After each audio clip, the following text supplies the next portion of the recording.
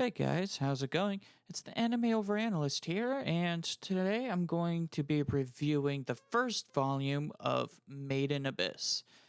So, yes, I have already done a review of the entire series. I've actually done two reviews. My first one had no spoilers, or very, very minimum spoilers in it, and the second one was my more spoiler heavy review, where I felt more free to talk about mainly the last couple volumes. And so, my current plan for this series is literally just to go volume by volume and just kind of telling my thoughts. I won't be able to tell everything. However, I will tell you what things I really like the most. I'll kind of pinpoint things as we go along. Now, one thing that I kind of want to get done with this series, and the entire purpose of me making this series, is because I want to start a conversation about it. I want to talk to people about this series because I think there's a lot that we can talk about with it. And so, post comments in the description. Tell me maybe something that you disagree with, or maybe there's something that you want me to point out. I almost want to try and start a podcast or something and, have people kind of read through it. Just kind of like say the One Piece version, for example, how we've got Nux and Briggs doing who have read One Piece, and they had a friend called Animac who hadn't read One Piece, and so they made a podcast of just every several chapters of One Piece as Animac read through it. That's a really cool concept, and maybe I could try something like that for Made in Abyss.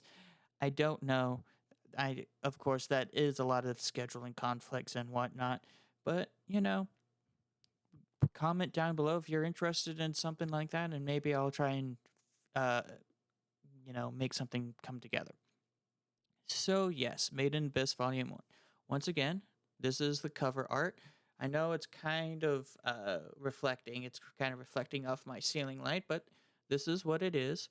And I really like this cover art. It's really quite amazing for just the first issue. It's literally just Reg and Rico just kind of floating above Orth. This is the Orth, and the Abyss is right in here. So that's just really fascinating. I really like it. The back cover, of course, has the star compass and, the other side of Orth.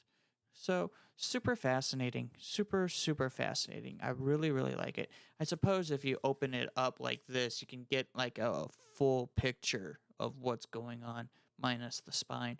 So, yeah, I'm really, really kind of just fascinated about the Abyss itself. Personally, I do not care much about the town Orth, and I guess that's the first thing that I can talk about in this volume.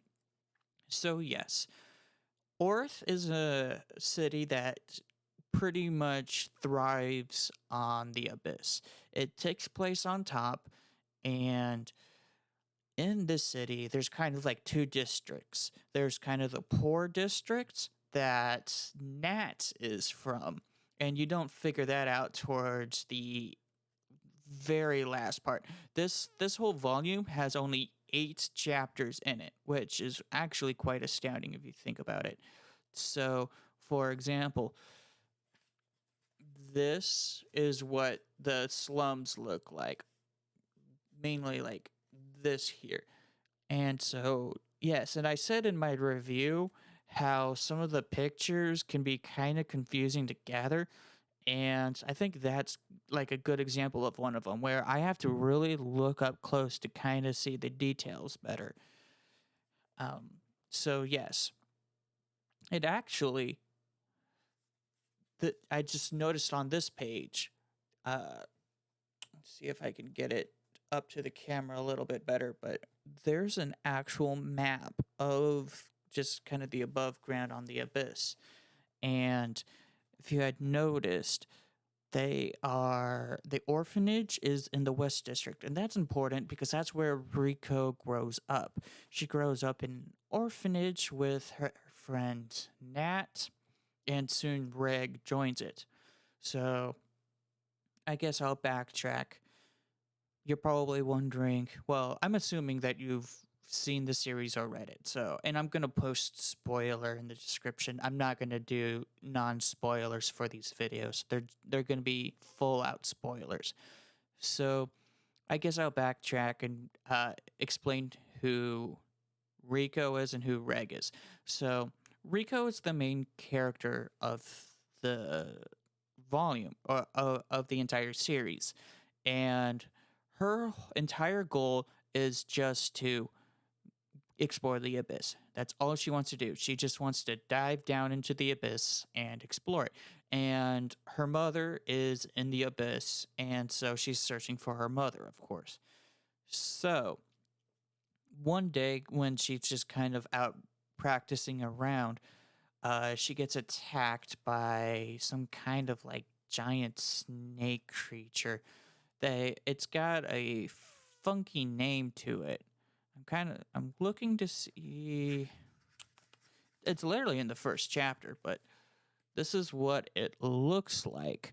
And so yeah, it's a real interesting creature because it pretty much tries to kill. Actually, that might not be the one. That looks like a bird. Anyways, basically, there's giant snake creature tries to kill Rico, and Reg, who is a robot, shows up and pretty much obliterates part of it. And we don't really know about Reg's capabilities at this point. We just know that he's a robot and that he has amnesia. He doesn't know who he is. In fact, he doesn't even know his name, Reg, which was a name that Rico gave him, based off of a dog that she had. So, just quite fascinating. Oh, here we go. So, yes, I am very professional in this video. You can definitely tell my professionality. So, yes, that is just kind of Rico and Reg. So, back to kind of explaining Orth. So, Rico and Reg live in an orphanage, and the orphanage is ran by two people essentially. We've got the headmistress, who is quite scary, and then we've also got Leader. So, for example, I've trying to see if they give the headmistress a name. I don't really quite see it. I know it's in here, but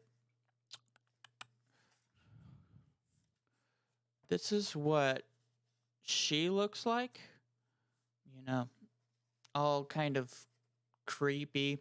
She is kind of creepy. She reminds me of a different character. And of course, this is Leader.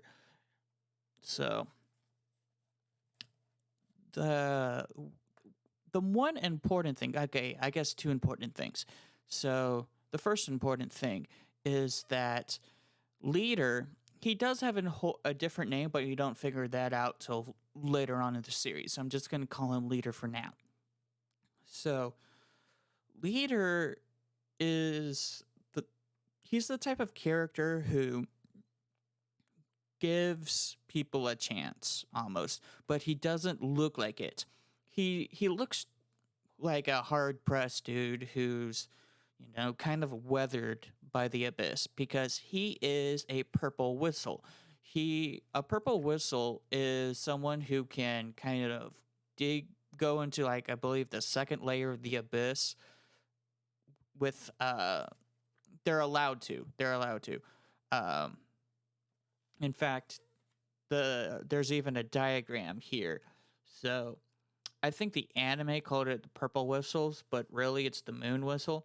and you can kind of see a leader there, and uh, it literally just says assistant instructor.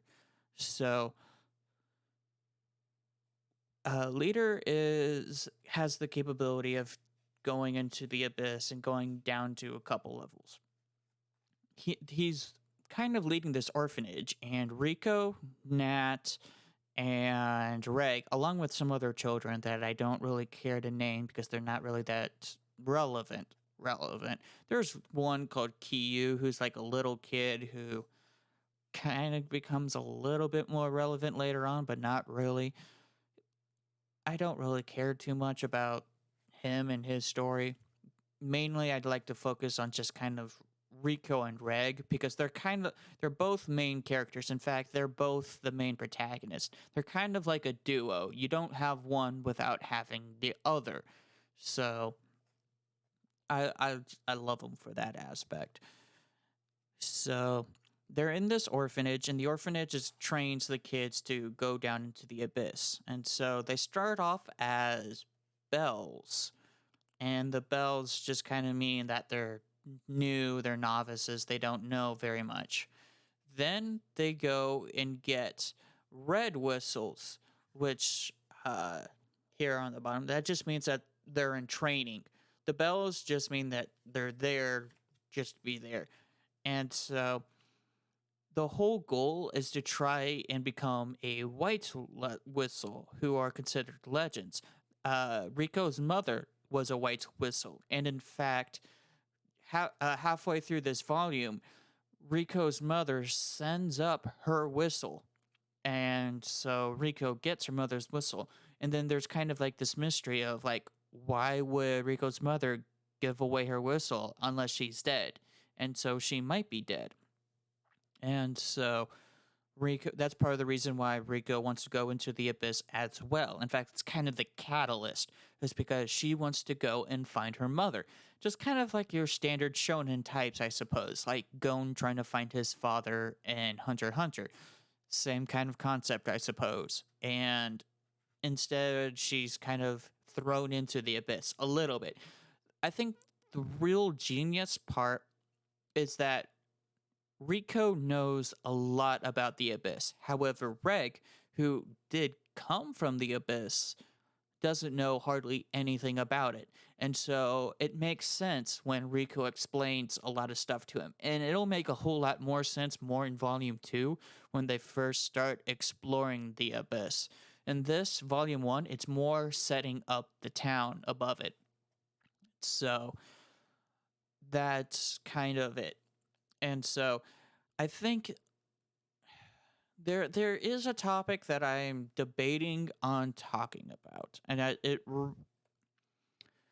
is a really big debate because it's kind of the reason why this manga is not child friendly, and I stated it in my spoiler review and kind of in my spoiler free review, and that is the nudity. So I won't show it on stream on in the video at all. I won't show what's going on, but their their form of punishment is stringing children up naked. That's kind of like a common punishment in this novel. And the way that it's placed is that the it's almost normal. Like it's one of those things where it's almost kind of joked about, like it's just something that happens. And so it's kind of weird like that because in our modern day society, you hear something like that and you're like child abuse, because that's clearly looks like child abuse. And like that looks really bad, like pedophilic. However, in this society, that's kind of expected almost. Like that is a form of punishment. And it's kind of like public embarrassment, I suppose. and Rico goes through it like twice. There's kind of like two panels where she goes through that type of punishment. And it's really interesting. And the reason why I find it interesting is because of that nature, of that whole nature of this is just this world. This is how kids are treated. This is how they're disciplined. And that mindset actually becomes super important in later volumes because in a way it I guess it matures Rico in a weird way because she doesn't feel ashamed about exposing her body mainly to Reg, which uh Reg on the other hand feels super awkward about it, mainly in later parts in volume 2 and forward. But it's kind of weird in that aspect because like I said, Rico isn't afraid of exposing her body, and it's not done in a sexual way at all. It's just kind of like this is what this world is, and that's it. It's punishment. You get the punishment, we move on. And it doesn't even leave like scar damage at all. Like that, I mean, it kind of does, like, but not really, because Rico talks about it literally in like the first couple pages, but she makes a joke about it. She just completely jokes about it. And so it just kind of establishes the mentality of this world. And in a way, I think what the mangaka is really trying to do is establish the shock factor early so that when it happens more often later on, and it doesn't really go into the punishments, but it still kind of keeps the nudity. When it happens later on, it's not as much of a shock factor. It's kind of like, okay, that's just a factor in this series. So yes, I do have mixed feelings about that, but that could be just something that we talk about. And I feel like I guess it's kind of important to talk about because that is a factor that happens a lot in this series. And, if it's something that you're like, heck no, that's bad. Why would I ever want to read a series like that? I don't blame you. I really don't. It is very, very adult. Like, even the back, like, this is the oldest version. It says older teen. And the newest version, that's six. The newest version that I have, it actually has a warning label on it. Uh, yeah, it says, parental advisory, explicit content, because I won't say it gets worse. In fact, I think it's this volume 1 is a whole lot worse than volume 9 in my opinion. A whole lot worse, but I mean, that's also could just be based off of time, The volume 1 came out so much longer ago and it didn't have as much well, it probably didn't expect as much of a blowback, except I can't even say that because volume 9 I think is the first volume that actually has that explicit warning label. Yeah, volume 8 just says older teen. So, that's kind of interesting. It's all just kind of interesting how they do that. How they labeled that. And so that's kind of something where like when recommending to people, I always keep that in mind. And like I said, I'm not going to show any of that nudity on YouTube. I'm going to keep this as friendly as possible. So, yes, this is the first volume, and all it does is it really just establishes Orth. It establishes the Abyss, and it establishes Rico and Reg as characters. So overall, it's not a bad first set of series. First set of 8 chapters. It's really, really not bad at all, and I really do enjoy just kind of the humor in it. I enjoy the mystery aspect of it. And so yes, at the end, at the last chapter, chapter 8 is when they finally dive into the abyss at the what you call it, brink of night, nighttime, midnight. Basically, it's night. Everybody's hugging Reg and Rico goodbye, and they're diving down into the abyss. So, yes, that is all of Volume 1, more or less. I know there are several things that I've left out. However, I don't. The way that I'm structuring this videos is mainly just me rambling off the top of my head, as well as just kind of pointing out parts that really mean the most to me. And like I said, I don't care very much about Orth right now. That can change. Like it's all stuff that like there's some mystery to it, so I'm keeping the mystery in mind, and I like the mystery aspects. But the town itself just kind of feels out of place, I suppose. It's not necessarily out of place, but I just don't care about it. I want to learn the abyss. The abyss. It's important, but it doesn't need any more spotlight than what it gets in like volume 1. And it does get some more spotlight later on, almost a little too much in my opinion, but we'll get there when we get there. So, yes, that's going to be it for me. Comment down below what you think. Should I start like a podcast? I don't know. Um, Podcasts are, well, they can be expensive to make depending on how it's done. So, if I do a podcast, I would need some kind of verification. I don't know.